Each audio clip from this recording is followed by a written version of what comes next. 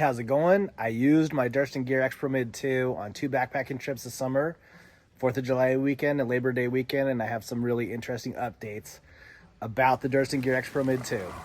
All right, so recently I suffered a catastrophic gear failure with my DCF Durston X-Mid 2. Basically, it rained. The third night that I used the tent, it rained. It was on Labor Day weekend, and I was at Grizzly Lake Falls in the Trinity Alps, which are between Mount Shasta and Humboldt State, which is in Arcata, in Northern California. It's just south of the Oregon border inside California, near the PCT.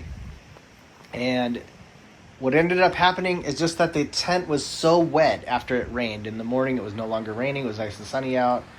And when I broke the tent down and went to put it into my pack, it was so wet. It felt like a towel that had been dropped into a swimming pool and then pulled out of the swimming pool. I mean, that's how wet the tent was. It was actually too wet to even carry. So when I put it into its stuff sack, it felt like a wet water bottle, like a bottle of Gatorade or something. So I just hid it underneath a bush, and I went and visited Grizzly Lake Falls, and then I came back and camped in the same spot the second night. And that afternoon when I set up the tent, it took over an hour for the tent to dry out. It took almost 2 hours. And so basically, I'll just tell you my conclusion. What I found in the end is that the tent will actually set up 6 inches higher than the ridgeline's intended height. So the tent sets up 46 inches tall. That's the ridgeline is 46 inches. But the tent will actually set up 52 inches tall. And I determined that from the Durston Z-Flick poles that I bought from them. The max length is 52 inches on those poles. And so what I ended up doing was, after the fact, I took the tent to a park where I could set it up, and I set the tent up at 52 inches, and I found that it will work. The tent will set up as high as 52 inches tall. And in doing so, the DCF is high enough up off the ground so that airflow can blow underneath the tent. And what that does is it blows a little bit of wind against the bathtub floor of the tent, kind of drying it out and preventing it from getting too wet. And it also allows some air to just blow up underneath the DCF into the shelter. So, with the Durston X-Mid 2, it sets up so that the DCF is really close to the ground at 46 inches tall. And the bathtub floor is flush with the ground. But if the ground gets really wet, it causes that polysil bathtub floor to also get really wet. And not much air gets underneath that DCF in order to air it out and keep it kind of dry. So the condensation starts to build up. So if you take a look at Z-Pack's tents, the DCF doesn't actually set up as close to the ground as with Durston. And that prevents the tents from getting too much condensation inside. But it also makes it not very storm-worthy because if the wind is blowing hard, the wind could blow underneath that DCF and kind of pull the stakes out, etc., and cause the tent to fail in the wind. So with the Durston X-Mid 2, you can set it up as normal at 46 inches tall, and the wind will blow right over the tent.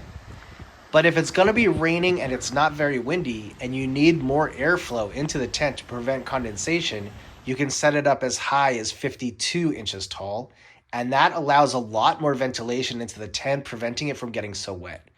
Because when I set up the tent at 46 inches tall in the rain, I literally have never seen a tent that wet before. The inside of the tent was soaking wet. The walls inside the tent were soaking wet. The raindrops were sitting on the DCF like crows in a tree. If you've ever seen a tree full of crows, that's what the DCF looked like. The raindrops were just sitting on the DCF like in a row, like just tons of water was on the tent, in the tent. The bathtub floor was soaking wet. Underneath the bathtub floor was soaking wet. Everything about the tent was wet.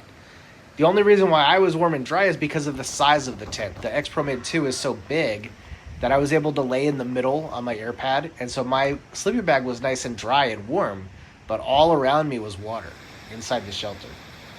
So I realized that it was like a total gear failure. And then about 2 weeks later, I took the tent out of its stuff sack, and it was still wet. That polysil floor was still soaking wet 2 weeks later. The DCF was still wet 2 weeks later. And I had to set the tent up in the sun and let it air out. And there was tons of mud still stuck to the bottom of the polysil floor. I had to hit it with my hand and knock all the dust off the tent, all around the tent. 'Cause some of the leaves and dirt was still stuck to it because it was so wet. And so I there's several things about DCF that hikers can benefit from, and all of those things seem to fail, with this tent, with the Durston Gear Extra Mid 2. That polysil floor was too wet. DCF is better than nylon if you're going to be living out of your pack, because you can put that wet DCF into your pack and it'll kind of dry out in your pack. Your body heat on your back will warm up your backpack and it'll kind of dry out the tent. So that 2 weeks later, when you pull your DCF shelter out of your backpack and you check it to see if it's wet, it's not wet, it's dry, because DCF is waterproof, but it's breathable and it can dry out. What I'm finding with this tent is it didn't work because the polysil floor was still soaking wet and it kind of made the whole tent wet. And so I still needed to pull the tent out and dry it out 2 weeks later as if it was a nylon tent. It's not really, it doesn't have the same action on it as a DCF tent. And so what I'm finding is that if I'm going to be in the rain and it's not very windy, I need to set that tent up at 52 inches tall. No, that does a couple of different things. It causes the bathtub floor to float up off the ground. So it looks like if you were to get in it, it might put too much wear and tear, might put damage to the tent. But in actuality, the tent is kind of stretchy and you can get in it. The bathtub floor just kind of wraps around you, It's kind of becomes like a floating floor once you pick it up off the ground, because you've kind of lifted it off the ground. There's literally space for air to blow underneath the tent. And I really do think that that's going to prevent the polysil floor from getting too wet, because it's giving air a chance to flow underneath the tent. It's giving the fabric a chance to dry out.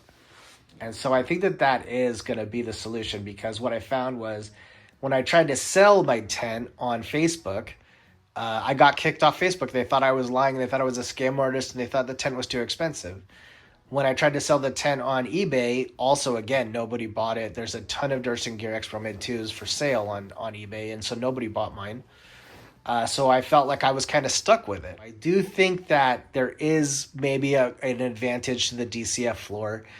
Hyperlight Mountain Gear is selling a very similar tent to the Durston Gear X Pro Mid 2 and DCF, and it's also very similar to the Z-Pex Duplex. And it's got the DCF floor, which I guess, hindsight 2020, that DCF is going to dry out just as easily as the rest of the DCF. The polysil floor on my tent on the Durston Gear X Mid 2 is kind of preventing the tent from drying out in my pack. And so the DCF floor, I think that there is an advantage to that.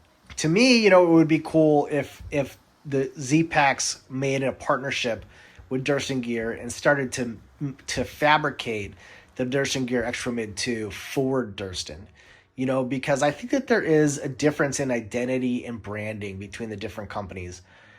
To me, there are some companies that identify with being an ultralight gear addict or an ultralight gearaholic, somebody who's addicted to ultralight gear.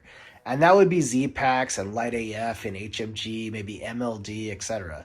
Some of these companies, they really identify with DCF. They make a lot of DCF and they order a lot of DCF. And as a result, they have a long-standing, very mature relationship with DCF providers like Ripstop by the Roll. And so when Ripstop by the Roll sends them DCF, Ripstop by the Roll is sending them the best DCF that ever existed, right? So if I ordered DCF from Ripstop by the Roll, they would just take whatever spool is sitting in front of them, pull it out, cut it, and send it to me.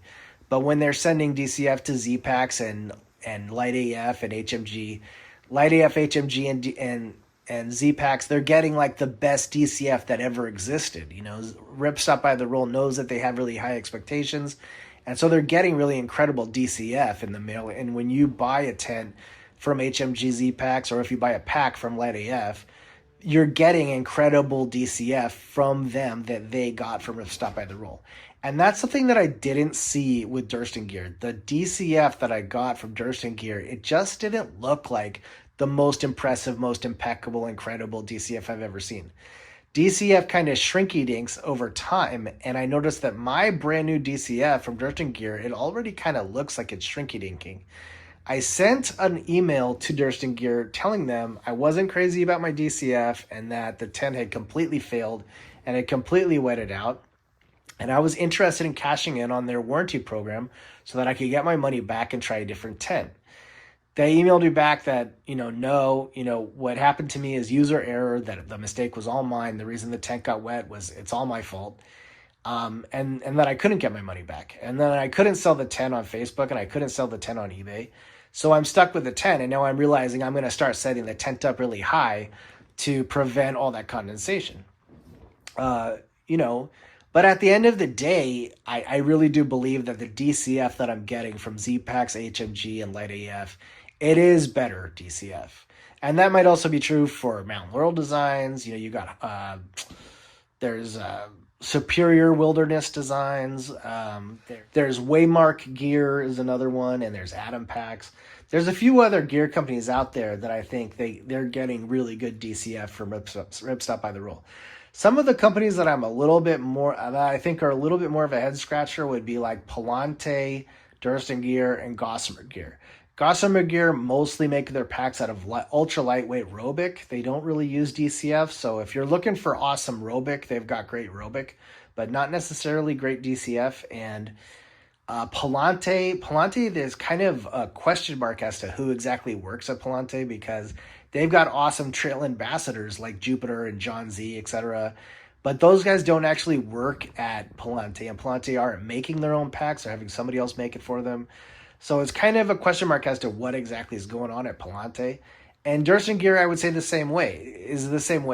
At Palante, you have to get on an email list, wait for the email, and then pull the trigger and buy your pack right away, and then you have to wait 4 months to get your pack.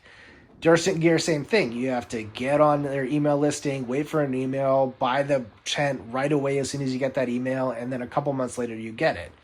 Both Durston Gear and Palante, they're both saying that they don't make their own gear. Durston Gear was saying their gear is made in Vietnam by the same manufacturers as HMG, etc. But then when I emailed them, they said, no, we're making our own gear and we don't use any solvent, and there shouldn't be nothing wrong with your tent. Like, it should be fully waterproof. It shouldn't be wetting out. It was just condensation and it was user error and blah, blah, blah. It just doesn't add up, And also, Durston Gear, they don't claim to be ultra lightweight gear addicts. They're not ultra lightweight gearaholics. They're designers. They might design some furniture, or they might design a build out for a Sprinter van, or they design this tent. This tent is a hot item that they sell, but they're not ultra lightweight gear addicts. They're actually designers who design a lot of different stuff, and one of the things that they design is this tent. And people are saying that it's a desert tent, that it works really good in the desert because it sets up with a DCF really close to the ground so that the wind can blow right over the tent. And they sell a desert version of the tent called the Solid, where they don't use no seam on the walls. They use solid fabric on the walls so that dust doesn't blow into your tent. So it's implied by their product lineup that it's a desert tent. But if you watch Durston's videos, he lives like in Alaska or something. He lives in Canada, somewhere that kind of looks like Alaska, where it's super cold and swampy. So it isn't implied by his company that it's a desert tent, because he doesn't live in the desert. The tent is working really well in the desert, so they came out with a desert version. But people are discovering that the tent works awesome in the desert.